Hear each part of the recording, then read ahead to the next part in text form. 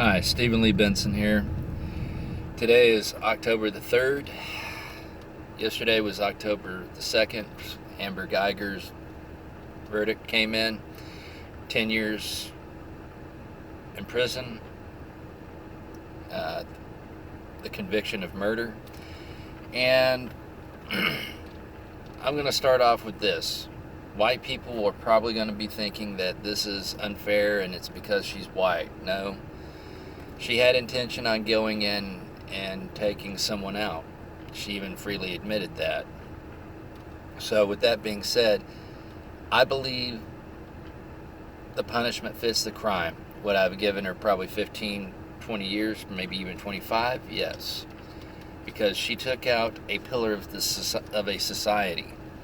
Botham Jean was not one of those, run-of-the-mill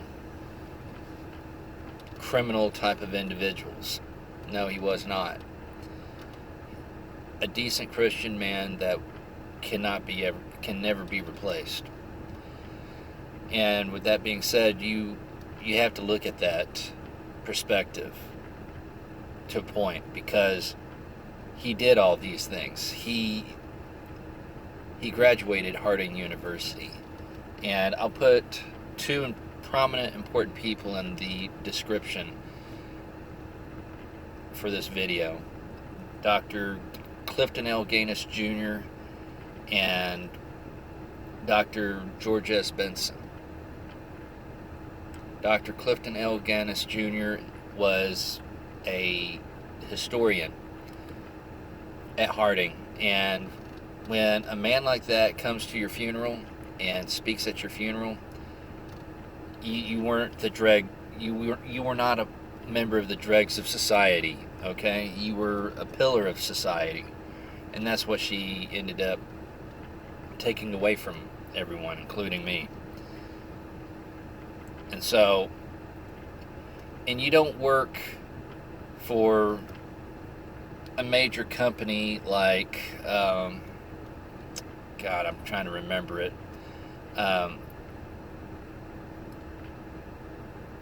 Waterhouse and Cooper, I believe. Price, Waterhouse and Cooper. Not everybody works there. Because I checked today on their website, they really want credentials. You got to come with it. You got to actually have something to offer. So she didn't just shoot just any Joe Schmo from the streets. No. I get tongue twisted sometimes, so forgive me. She shot somebody that had a lot of potential,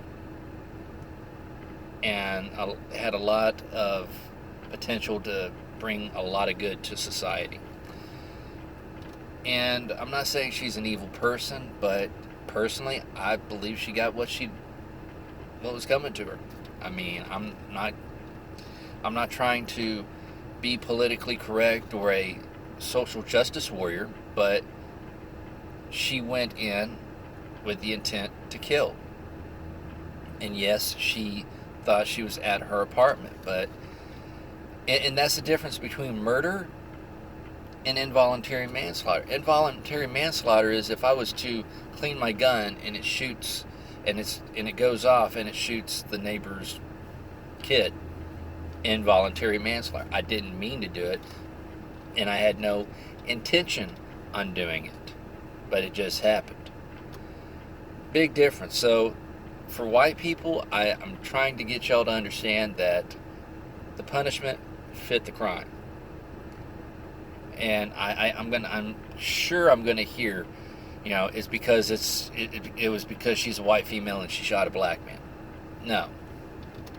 It's because the caliber of person she shot, and her intent. And like I said, we need to respect the family members, the jury that made these decisions. And we need to respect the memory of Botham Jean, and especially his brother. I mean, his brother went to hug the defendant. Amber Guyger. So let that sink in, folks. Let that sink in.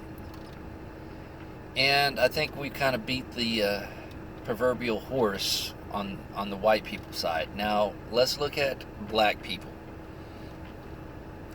Protesting no justice, no peace is not going to bring the man back. Okay, I get that. And I understand.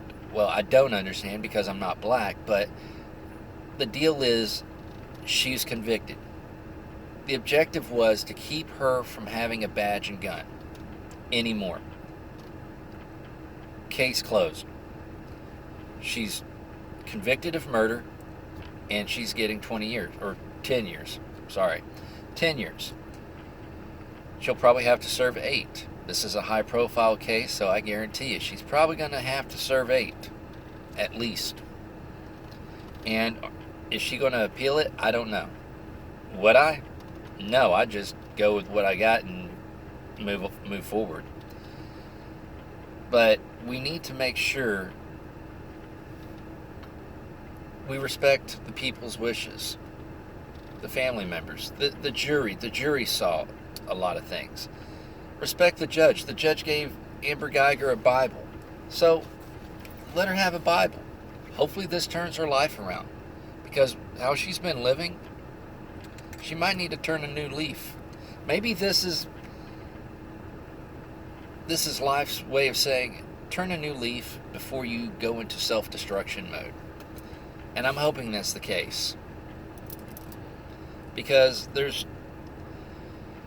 there has to be a silver lining in this.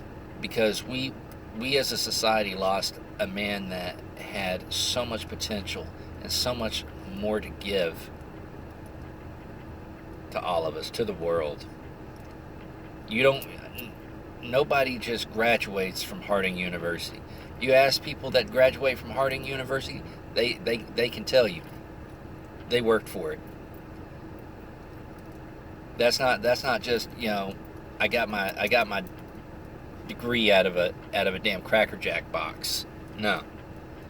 So on the black side of the house, I'm sorry, folks. If I don't, to be quite honest, I don't think anybody'd be happy with any result. The amount of total anger and rage, they wouldn't be happy unless they were able to chop her head off and roll her head down the damn stairs of the courthouse. Let's just be real and honest. They wanted blood. It was a mob mentality. Old-fashioned mob mentality. And you know what? Botham would not have wanted that. His brother did exactly what he wanted his brother to do. And learn from this. Learn that life is short. You could be eating a bowl of ice cream and somebody comes through your door and pops 2 rounds in you and you're done. And we need to ask ourselves in our society, what if roles were reversed? What if Botham Jean had a 9mm and popped 2 rounds in her chest? I would say clear and justified. A man's home is his castle. And that there, folks, should actually be the lesson of today. Are we really, is our home our castle really? Is it? Are we really safe? Are we really safe actually? Anywhere? Even in our home? That should actually be the biggest thing that we should take away from this. Are we really safe? And will law enforcement try to cover things up? You see, you have to understand. Why am I not surprised about this? Simple. That city killed a sitting president. If somehow, some way, a sitting president, John F. Kennedy, can be assassinated in Dallas, what makes you think we're safe and secure? If Botham Jean, a man that graduated from Harding University, can be gunned down in his own apartment, are we really safe? And to me, this isn't a black thing or a white thing for me. I'm an independent. I'm an individual. But those that wish to stir the little racial pot of no justice, no peace, and blocking traffic and acting like a damn fool, it's your right. Your freedom of speech. Freedom of speech, freedom of speech and religion, right? But is it going to do anything? Ask yourself that. Or is organizing going to do more? Are you going to actually pick up a gun and know how to use it? Are you going to defend your home? This blah, blah, blah, blah, blah crap isn't going to help you any.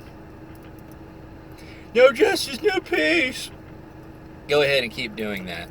Keep acting like the stereotypical, snowflake millennial that you want to be.